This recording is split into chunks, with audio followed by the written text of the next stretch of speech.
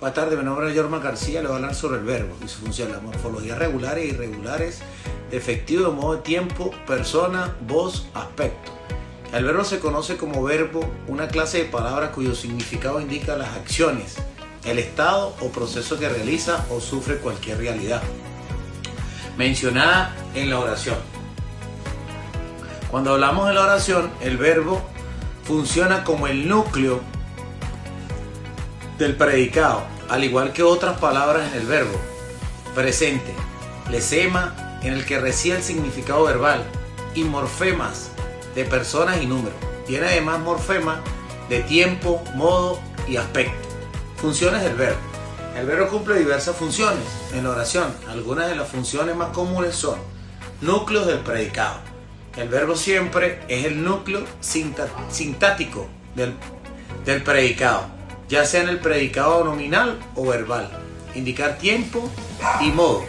El verbo nos indica el tiempo y el modo de la oración, así como si está terminada o aún no. Esto es todo. Le voy a dar el pase a mi compañera Joana Alvear, que le va a continuar con la exposición sobre el desarrollo número 1 en la materia de eje transversal. Buenas tardes, mi nombre es Alvear Joana y voy a darle continuidad a la exposición. Yo voy a hablar sobre modos verbales. En este caso, el modo verbal indica la forma en que la acción del verbo se realiza o también la actitud del hablante o el emisor respecto a lo que se dice. Dependiendo del modo, varían las conjugaciones del verbo. En español existen 3 modos verbales, que son indicativo, empleados para la comunicación ordinaria, cuando se quiere describir acciones reales o posibles de realizar.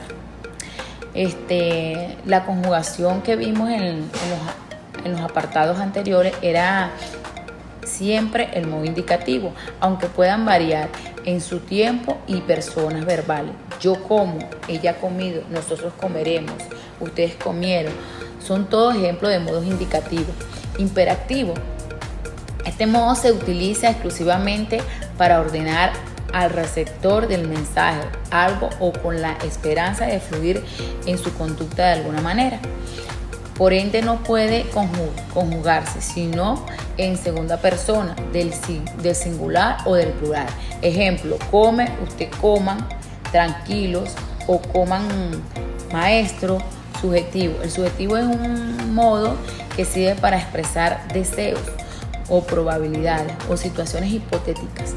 En ello se distingue de indicativos y posee una conjugación aparte. Por ejemplo, quizás coma más tarde, hubiéramos comido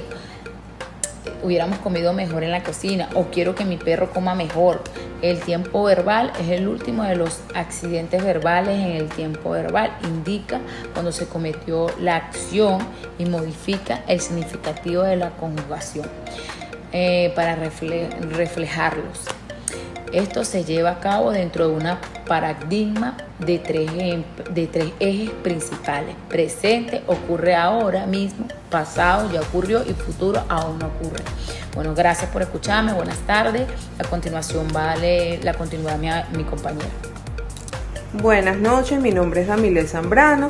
Para darle continuidad a la exposición, yo les hablaré sobre los adverbios. Estas son palabras que cumplen una función adverbial y se mantienen invariables en forma, es decir, no cambian según el número del adjetivo o verbo, ni el género del sustantivo en la oración.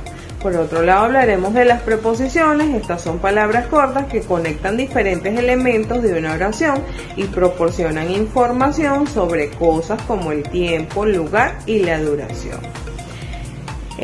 También tenemos las locuciones preposicionales, que son grupos de palabras que funcionan de manera similar a una preposición.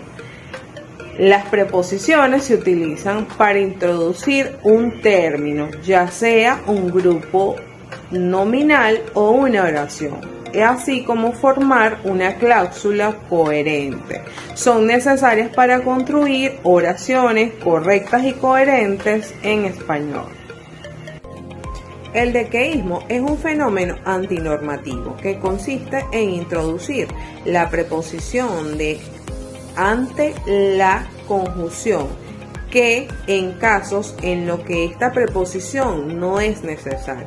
Este error se produce principalmente en el uso de oraciones subordinadas. Por ejemplo, se considera dequeísmo incorrecto decir me alegra que estés bien en lugar de me alegra que estés bien.